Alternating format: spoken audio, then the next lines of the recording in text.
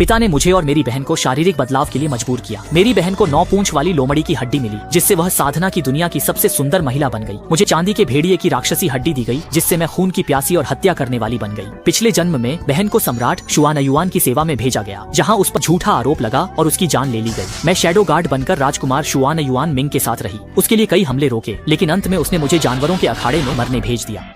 जब दोबारा आंखें खुली, मैं और मेरी बहन उसी दिन लौटे जब हमारे अंदर राक्षसी हड्डियां लगाई जानी थी। हम सू परिवार के गुप्त कमरे में थे। इस बार हमने किस्मत वाली जेड पर्चियां उठा ली। अब शुआनयुआन दुनिया का तख्ता पलट होना था। मुझे और मेरी बहन को फिर पिता सू चांगफेंग के गुप्त स्टडी रूम में बुलाया गया। घेरा पार करते ही काली लोहे की मेज पर अजीब रोशनी छोड़ती 2 जेड पर्चियां तैरती देखी। छिंगा लुआनर, तुम्हारे पिता ने 16 साल तुम्हें खजानों से पाला। अब परिवार के लिए तुम्हारे बलिदान का समय है। उसकी बात सुनकर मैंने नजरें झुका ली। मन में पिछले जन्म की नफरत थी, होंठों पर व्यंग्य मुस्कान। कीमती खजानों से पालना, क्या इसका मतलब था कि मुझे और मेरी बहन को वीरान पहाड़ी पर फेंका गया, जहां आध्यात्मिक ऊर्जा कम थी और हमें खराब चावल व बचा खाना पाने के लिए लड़ना पड़ा? लाल पर्ची, महल में रखेल बनो या काली पर्ची, शैडो गार्ड बनकर सम्राट की मदद करो। चुनाव तुम्हारा है। मैंने और मेरी बहन ने एक दूसरे को देखा और बिना झिझक जेड पर्चियां उठा ली। हमें चुनाव करते देख सू चांगफेंग के चेहरे पर डरावनी मुस्कान आ गई। लाल पर्ची लोमड़ी की हड्डी, काली पर्ची भेड़िए की हड्डी। अब जब तुमने चुन लिया है तो हड्डी बदलने की रस्म शुरू करें। एक कीमियागर तुम्हारे पुनर्जन्म में मदद करेगा। मुझे पता था आगे शिष्टाचार नहीं बल्कि नरक जैसी यातना मिलेगी। सम्राट शुआनयुआन, जो साधना में ऊंचे स्तर पर था, उम्र के कारण वहशी और कामुक हो गया था। उसके हरम की 3000 सुंदरियां उसकी दवा थी। पिता ने हम में से एक को दिव्य लोमड़ी में बदलकर सम्राट को आकर्षित करने और उसकी ऊर्जा बढ़ाने भेजा, जिससे सू परिवार को शोहरत मिले। साथ ही पिता ने दूसरी को भेड़िया लड़की में बदलकर राजकुमार के पास भेजा। हड्डी गलाने वाले अंधेरे कमरे में पिछले जन्म की तरह असहनीय दर्द वाला बदलाव शुरू हुआ, जिसमें आध्यात्मिक आग शरीर को जला रही थी और हड्डियां फिर से गढ़ी जा रही थी।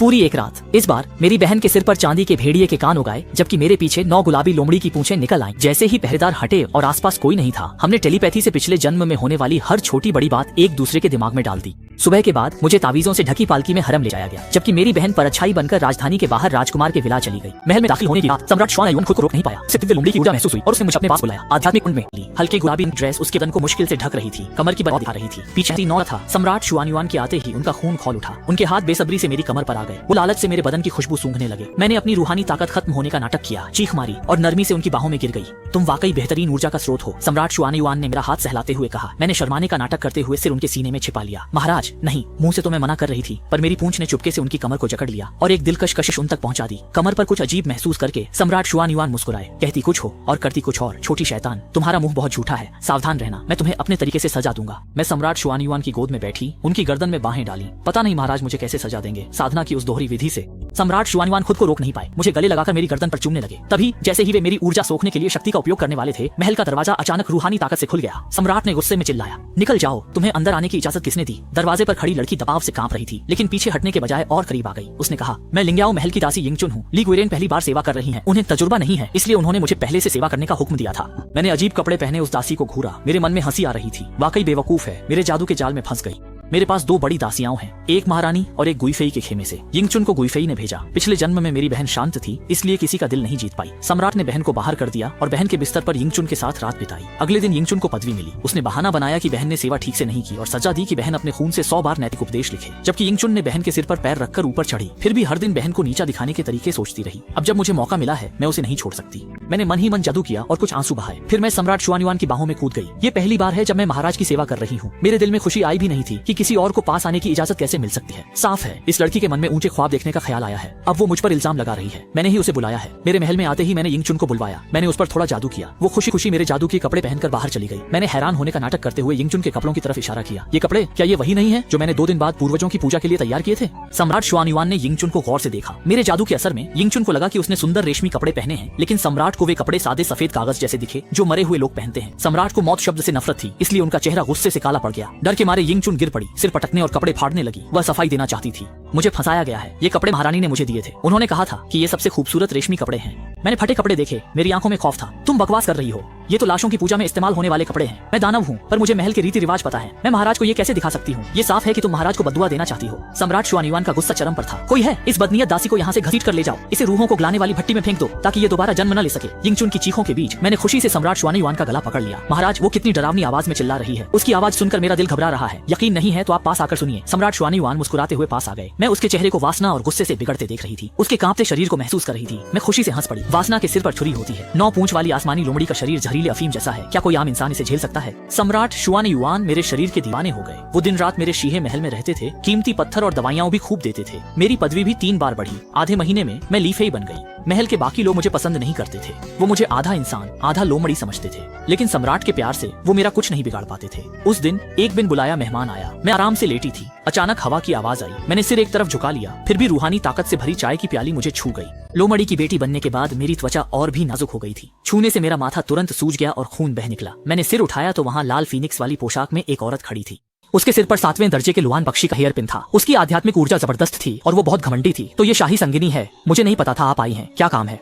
मैंने पानी का आईना उठाया और माथे का जख्म देखा। दयनीय लग रहा है। तुम्हें महल में आए आधा महीना भी नहीं हुआ और तुमने सम्राट को ऐसा फंसा लिया है कि वो हर दिन तुम्हारे पास रहते हैं। राजकाज भूल गए हैं। मैं देखना चाहती हूँ कि तुम जैसी लोमड़ी दिखती कैसी हो। उसने मेरी ठोड़ी उठाई। उसकी उंगली की ऊर्जा चुभ रही थी। ऐसी दिखती हो और सुदाजी की तरह बर्ताव करने की हिम्मत करती हो। ये कहकर उसने थप्पड़ मारा।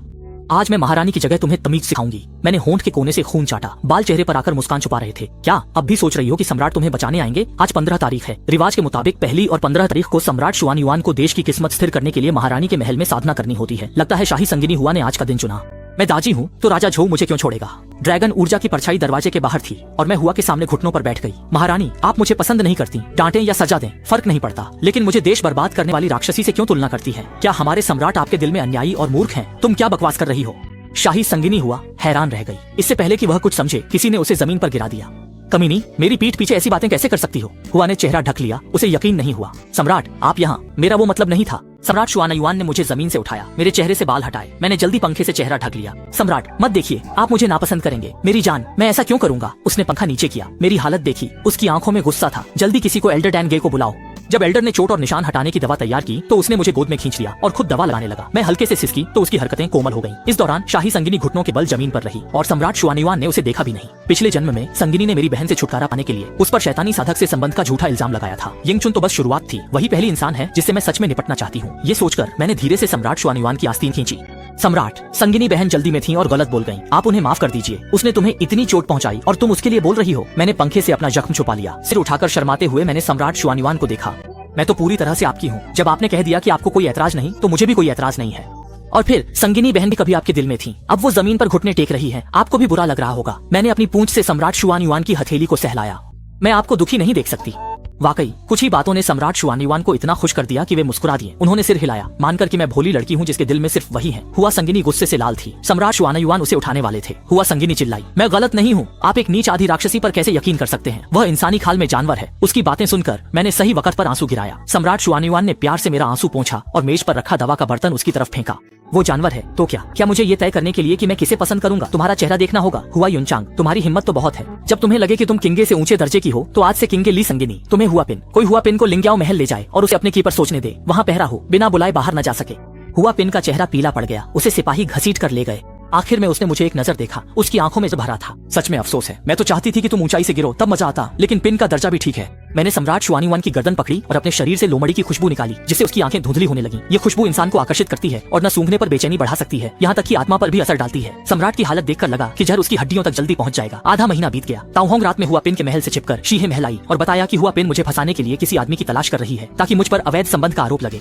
मैंने सिर हिलाया और उसे डैन की शीशी इनाम में दी। ताओहोंग ने दवा ली। उसकी आंखें चमक उठी। मैंने कहा, मेरे लिए काम करोगी तो हमेशा ज्यादा मिलेगा, लेकिन धोखा दिया तो यिंगचुन जैसा हाल होगा। डर के मारे ताओहोंग जमीन पर गिरकर माथा टेकने लगी। मैंने उसे जाने का इशारा किया। जब हुआ पिन ने इतनी मेहनत से एक गुंडा चुना है तो जाहिर है उसे खुद ही इस्तेमाल करना चाहिए।